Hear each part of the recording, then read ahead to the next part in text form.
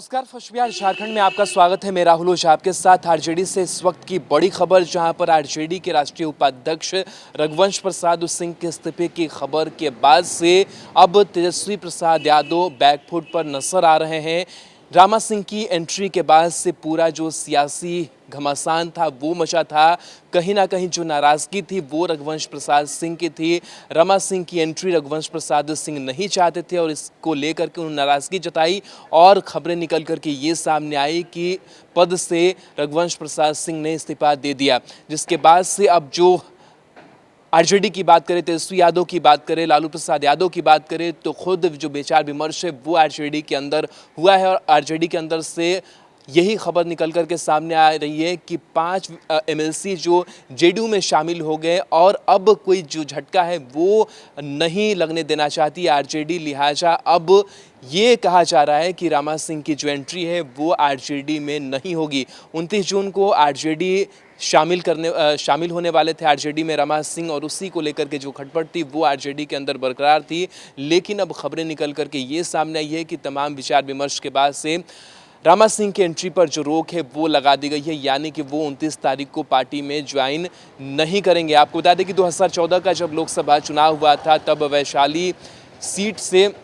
रघुवंश प्रसाद सिंह के विपक्ष में रामा सिंह उतरे थे और उस दौरान से ही कहीं ना कहीं जो नाराज़गी है वो थी। एलजेपी के पूर्व सांसद रहे हैं रामा सिंह और रामा सिंह को लेकर के जो खटपट थी वो कई दिनों से चल रही थी और जब से ये खबर रघुवंश प्रसाद तक पहुंची थी तब से वो नाराज़गी जाहिर कर रहे थे, असहज महसूस कर रहे थे पार्टी के अंदर। वो नहीं चाह रहे थे कि रामा सिंह की एंट्री हो, लेकिन बात उनकी बन नहीं पा रही थी और आखिरकार अब खबर निकल कर के यही सामने आ रही है कि जो आरजेडी नेतृत्व ने यह फैसला कर लिया है कि रामा सिंह की जो एंट्री है वो नहीं आरजेडी में होने वाली है। साथ ही आपको बता दें कि रघुवंश प्रसाद सिंह फिलहाल पटना के एम्स में भर्ती हैं, कोरोना संक्रमित है, कोरोना का जो इलाज है वो चल रहा है। उनके भतीजे, उनके जो स्टाफ है वो भी कोरोना संक्रमित पाए गए हैं। तो लगातार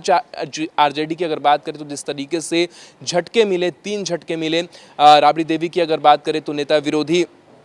का जो तमगा था वो छिना, साथ ही साथ जो एमएलसी थे वो जेडीयू में शामिल हो गए। तो ये बड़ा झटका मंगलवार के दिन अगर कहें तो वो शुभ साबित आरजेडी के लिए नहीं हुआ और उसी दौरान खबर ये भी निकल करके सामने आई कि जो रघुवंश प्रसाद सिंह है वो भी अपने पद से इस्तीफा देते हैं, जिसके बाद से विचार विमर्श का जो दौर था वो चलता रहा। हालांकि इसी बीच राबड़ी आवास की बात करें तो वहाँ भी हलचलें बढ़ी। विधान पार्षदों के इस्तीफे देने के बाद से जो विधायक थे, आरजेडी के प्रदेश अध्यक्ष जगदानंद सिंह, तेजस्वी यादव, तेज प्रताप, इन तमाम जो लोग थे वो बैठे थे और कहीं ना कहीं जब सवाल पूछा गया जगदानंद सिंह से तो उन्होंने कहा कि हमारे पास ऐसी कोई जानकारी नहीं है कि इस्तीफा जो है वो रघुवंश प्रसाद सिंह ने दिया है, लेकिन रघुवंश प्रसाद सिंह हमारे पार्टी में रहे हैं और आगे रहेंगे भी, ऐसी कोई बात नहीं है। तो इन तमाम चीज़ों से उन्होंने इनकार भी किया था। कहीं ना कहीं उस वक्त तो साफ नहीं होने देना चाह रहे थे कि रघुवंश प्रसाद सिंह अब आरजेडी में नहीं रहेंगे या फिर आगे का जो भविष्य होगा वो किस तरीके का होगा। लेकिन जिस तरीके से आरजेडी को झटके लगे विधानसभा चुनाव को देखते हुए भी अब ये संदेश आरजेडी लोगों के बीच भी नहीं पहुंचाना चाहती है, क्योंकि लगातार यही सत्ता पक्ष के तरफ से भी सवाल उठाए जा रहे हैं आरजेडी की तरफ से कि जो वरीय नेता हैं जिन्होंने डेडिकेशन के साथ पार्टी में काम किया, पार्टी के लिए बहुत कुछ किया और चुनाव में भी इसका फायदा मिलता रहा, उन लोगों को दरकिनार आरजेडी कर रही है और जो नए लोग हैं, जो व्यवसायी हैं, उनको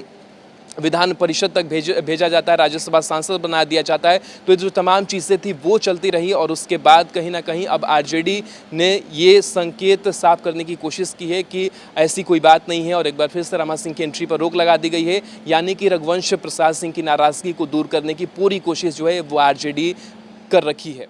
बिहार के आधुनिक अस्पतालों में से एक NSMCH multi speciality 350 bedded hospital, अनुभवी डॉक्टर एवं ट्रेन्ड पैरामेडिकल स्टाफ, विश्व स्तरीय सुविधाओं के साथ अत्याधुनिक ऑपरेशन थिएटर, ICU, NICU, निशुल्क OPD परामर्श, 24 घंटे इमरजेंसी सर्विसेज और जटिल गर्भावस्था का इलाज। Netaji Subhash medical college and hospital, Amhara, Bihta, Patna.